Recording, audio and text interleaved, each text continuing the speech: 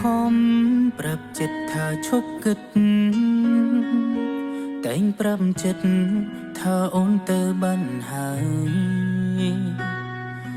សល់ព្រមម្នាក់យំឥតស្បើយអូនដឹងទេម្នាក់នោះគឺជាបងគ្មានវិធីបំភ្លេចអូនយំរាល់ដងគ្មានអ្នកលងលោមទេគ្រប់ពេលនឹកដល់មាមេអូនដឹងទេអ្នកណាអ្នកលួងបង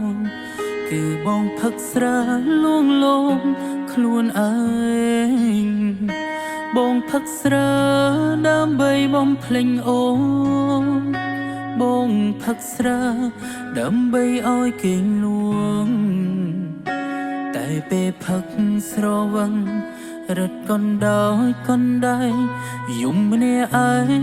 យំដូចជាមនុស្សឈួមនុស្សអើក្រ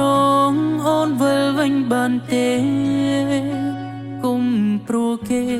ធ្វើជាមនុស្សចិត្តដាច់ឬចង់ឃើញបងឈឺរហូតដល់ស្លាប់ទើបសម្រេច